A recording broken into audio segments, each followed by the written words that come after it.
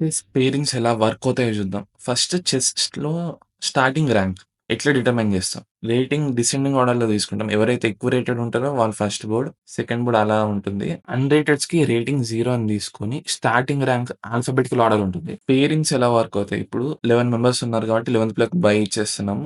By అంటే సింపుల్‌గా opponent ఎవరు లేరు కాబట్టి పాయింట్ ఇచ్చేస్తున్నాం. 10 కాబట్టి 2 హాఫ్స్ లెక్క డివైడ్ చేయొచ్చు. 1-5 ఒక గ్రూప్, 6-10 ఒక గ్రూప్. ఆ అపోనెంట్స్ ఇందులో ఫేస్ చేస్తారు. ఇప్పుడు first versus sixth, second versus seventh ఇలాగా అపోనెంట్స్ అనేది వస్తారు ఫస్ట్ రౌండ్‌కి. స్విచ్ సిస్టమ్ ఫాలో అయితాం మనం.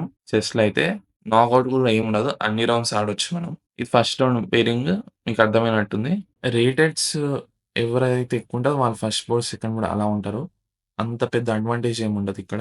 మీకు చెప్పానుగా 1 వర్సెస్ 6 అదే ఆర్డర్ ఉంది. 2 వర్సెస్ 7, 3 వర్సెస్ 8 రిజల్ట్ కూడా చెప్తున్నా. 1-0 అంటే వైట్ విన్ అని అర్థం. 0-1 అంటే బ్లాక్ విన్. డ్రా అంటే 1/2, 1/2. సెకండ్ రౌండ్ పెయిరింగ్ ఎలా వర్కుందంటే ఇప్పుడు గెలిచిన అపోనెంట్స్‌కి గెలిచిన అపోనెంట్సే పడతారు.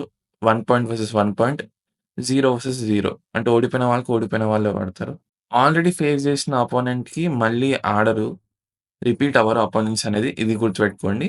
ఆల్టర్‌నేట్ కలర్ వస్తుంది నాకు మ్యాచెస్‌లో. ఇప్పుడు ఫస్ట్ రౌండ్ వైట్ ఆడితే సెకండ్ రౌండ్ బ్లాక్ ఆడొచ్చు. ఫస్ట్ రౌండ్ బ్లాక్ ఆడితే సెకండ్ రౌండ్ వైట్. రేర్‌గా కలర్ బ్రేక్ గూడా అయితాయి. అంటే కన్సిక్యూటివ్ రౌండ్స్ వైట్ రావడం గాని, కన్సిక్యూటివ్ రౌండ్స్ బ్లాక్ రావడం. ఇప్పుడు టై బ్రేక్స్ గురించి చూసుకుందాం. ఇంపార్టెంట్ టాపిక్ ఇది. మేజర్‌గా బుక్ హోల్స్ ఉంటుంది.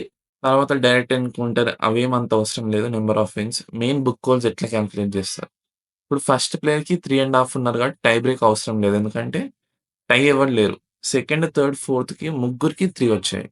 కాబట్టి మన అపోనెంట్ స్కోర్స్ యాడ్ చేస్తాం. ఆ ప్లేయర్ యొక్క అపోనెంట్ స్కోర్స్. ఇప్పుడు 10.5 ఎలా అవుతుందంటే, ఆ ప్లేయర్ యొక్క అపోనెంట్స్ స్కోర్స్ యాడ్ చేస్తే మనకు 10.5 వస్తుంది.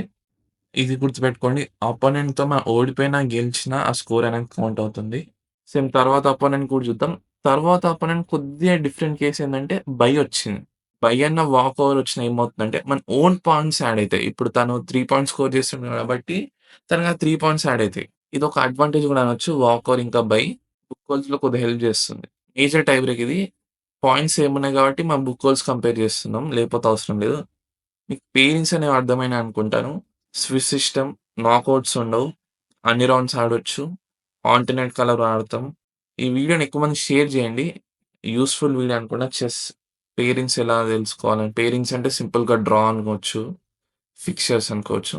స్విస్ మేనేజర్ సాఫ్ట్‌వేర్ ద్వారా పెయిరింగ్స్ అనేవి వేస్తారు. స్విస్ సిస్టమ్ ఫాలో అయితారు. మీరు ఆన్‌లైన్‌లో స్విస్ మేనేజర్ పెయిరింగ్ అని సెర్చ్ చేయండి. మీరు కూడా ట్రై చేయొచ్చు.